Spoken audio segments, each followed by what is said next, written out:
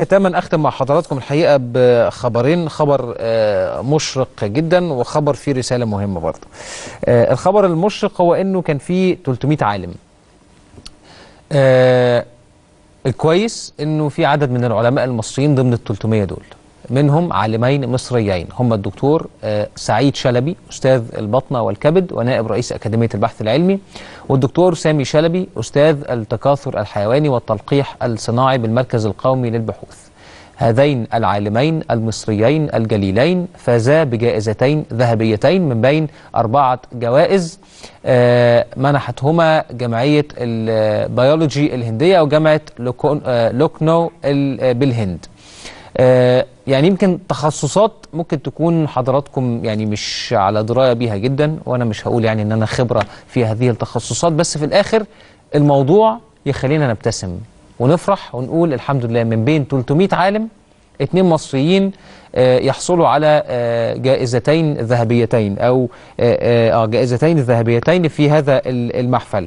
وده الحقيقة أقل واجب إن احنا نقول الخبر، وإن شاء الله هنسعى لاستضافتهم لما يرجعوا بالسلامة إن شاء الله، لأنه أي حد يشرفنا في المحافل الدولية يجب أن نحتفي به ونقدم له كل الدعم ونحييه ونسانده لكي يستكمل المسيرة الطيبة. وإحنا معنا على الهاتف الدكتور سعيد شلبي أستاذ البطنة والكبد ونائب رئيس أكاديمية البحث العلمي وأحد العلماء المصريين اللي حصل على الجائزة الذهبية. دكتور سعيد مساء الخير وألف مبروك. الله يبارك فيك يا فندم، اهلا وسهلا بحضرتك. اهلا بحضرتك. يعني ارجو ان حضرتك تحطنا اكتر في اجواء هذه المسابقه. 300 عامل، تخصصات بتكون مختلفه ولا كلها تخصصات في اتجاه معين، والمنافسه بتكون بناء على ايه؟ هو حقيقه ان من حوالي 6 شهور يعني تقدم 300 عالم.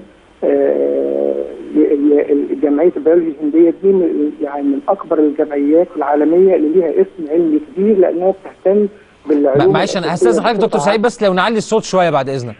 تمام. يعني حضرتك هو جمعيه البيولوجي الهنديه دي من اكبر الجمعيات العالميه اللي بتهتم بالعلوم الاساسيه اللي بيترتب عليها يعني كل تقدم وكل جديد. يعني لو عندك علم اساسي بيطلع منه العلوم التطبيقيه اللي بعد كده.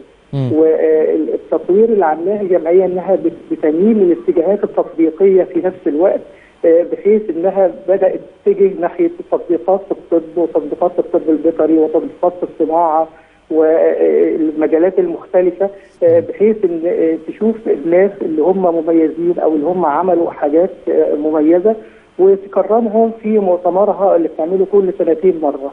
فالنهارده يعني هذا العام كان المؤتمر دوت، واللي بعد دراسه الانتاج العلمي والتاريخ العلمي والوظيفي للمتقدمين تم اختيار 4 علماء.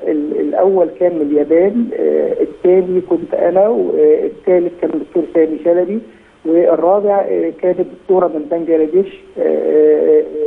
حسب ال4 دول هم اللي حصلوا على الميدالية الذهبية التقديرية. هو حضرتك ودكتور سامي اخوات ولا ده تشابه اسماء؟ لا والله اخوات. اخوات؟ اخوات، بس هو انا طب بشري وهو طب بيطري. ما شاء الله. يعني عائلة شلبي سيطرت الحمد لله في هذا المحفل. الحمد لله، يعني هو فضل من ربنا. هو يا رب دايما. يعني 5 اخوات، طب وهندسه واساتذه الجامعات بسم الله ما شاء الله. ما شاء الله. كده وجهنا التوجيه دوت. احساسك ايه وانت رافع اسم مصر بقى في ما بين 300 عالم وحضرتك وشقيقك الدكتور سامي ترفعوا اسم مصر كده وتحصلوا على الجائزه الذهبيه؟ حضرتك احنا كنا قاعدين في الصف الاول منتظرين ان هم يعلنوا النتيجه. اعلنوا بتاع اليابان، فطبعا قلنا مصر مش قد اليابان. بعدها لقيتهم بيندهوا اسمي انا، والله دمعت ما بقتش مصدق. وانا بطلع السلم عشان استلم الجائزه لقيتهم بيندهوا اسم دكتور سامي اخويا، ما بقتش مصدق. واحنا ان مصر تاخد 2 من 4 يعني نص جوائز بتاعه العالم. يعني دي كانت حاجه كثيره جدا بالنسبه لنا، ويعني فرحنا ان احنا قدرنا نرفع اسم مصر. كل شويه يقولوا ايجيبت ايجيبت، لان بقى التكرار مرتين، فبالتالي اسم مصر بقى يتكرر كل شويه. كنا فرحانين ان ربنا قدرنا وقدرنا نشرف مصر ونرفع اسمها. عايزينكم دايما تكرروه كتير، وباقي عائله شلبي كمان تكمل المسيره الناجحه. بحييكم وبشكركم وفخورين بيكم، يا رب دايما ان شاء الله في تقدم مستمر. بشكرك شكرا جزيلا الدكتور سعيد شلبي، استاذ البطنه والكبد ونائب رئيس اكاديميه البحث العلمي والحاصل على الجائزه الذهبيه، هو وشقيقه الدكتور سامي شلبي في جمعيه البيولوجي الهنديه، والمسابقه اللي كان بيشارك فيها 300 عالم من شتى انحاء العالم.